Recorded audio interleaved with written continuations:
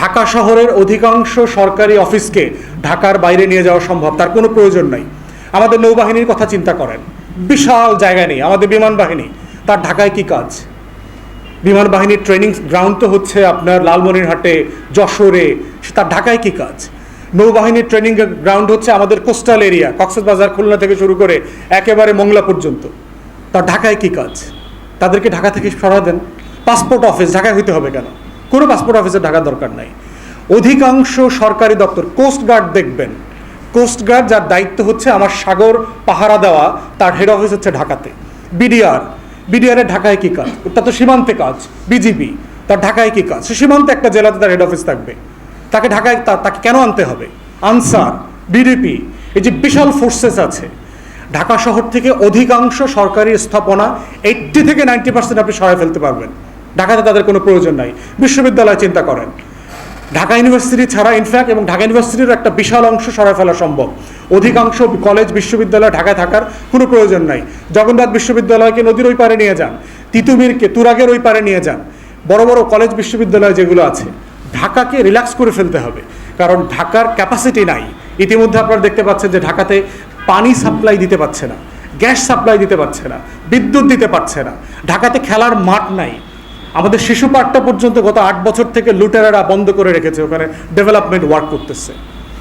এই হচ্ছে ঢাকার একটা বাস্তবতা। এই জন্য আমাদের প্রথম আরেকটা দাবি হচ্ছে এই ব্যাপারে যে ঢাকাকে বিকেন্দ্রীকরণ করতে হবে, সেবাটাকে দোরগোড়ায়, গ্রামে গঞ্জে, উপজেলায়, পৌরসভাতে নিয়ে যেতে হবে।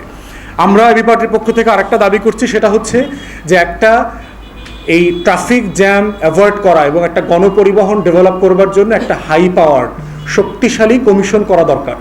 যেই কমিশনে দেশি বিদেশি অনেক এক্সপার্টকে ইনভলভ করে ইমিডিয়েটলি কি করা যায়, 3 মাসে, 6 মাসে, মধ্যমেয়াদে 2 থেকে 3 বছরে কি করা যায়, তারপরে দীর্ঘমেয়াদে 5 থেকে 10 বছরে কি করা যায়, সেই কাজটা ইমিডিয়েটলি করতে হবে। পৃথিবীতে বহু শহর, চায়নাতে আমরা দেখেছি, দক্ষিণ আমেরিকাতে দেখেছি, বিভিন্ন শহর এই সংকট থেকে কিভাবে সমাধান করেছেন, তাদের সাথে পরামর্শ করা, তাদের অভিজ্ঞতা শেয়ার করা দরকার।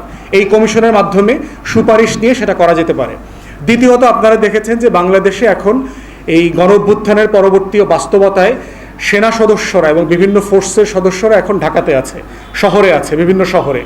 তাদের মাধ্যমে এবং শিক্ষার্থীরা যারা ঢাকাতে বিভিন্ন সময়, লম্বা সময় ধরে ট্রাফিকের দায়িত্ব পালন করছে, তাদেরকে দিয়ে একটা যৌথ টাস্কফোর্স করে ইমিডিয়েটলি কি ডিসিপ্লিন করা যায়, ধরুন হকার মুক্ত করা, একটা নোটিশ দিতে হবে।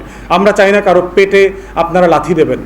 আমরা চাই প্রত্যেক হকার পরিবারের ন্যায্যতার ভিত্তিতে তাকে একটা নোটিশ দিয়ে, 6 সপ্তাহ থেকে 3 মাসের নোটিশ দিয়ে তাকে বিকল্প জায়গায় সরানোর সুযোগ দিতে হবে। তাকে যদি পুনর্বাসন করবার প্রয়োজন আসে, আর্থিকভাবে সাহায্য করবার দরকার হয়, সেটাও স্থানীয় প্রশাসনের মাধ্যমে করতে হবে। কিন্তু তাকে বুঝাইতে হবে যে ভাই, ফুটপাতটা হাঁটার জন্য, দয়া করে এটা বোঝেন, রাস্তাটা গাড়ি চলার জন্য। এই সিম্পল জিনিসটা ওনাদেরকে বুঝাইতে হবে, সাহায্য করতে হবে। কারো গায়ে পেটে লাথি দেওয়া যাবে না। এই পুনর্বাসন প্রক্রিয়ার মধ্য দিয়ে ফুটপাত এবং রাস্তার লেন পরিষ্কার করতে হবে।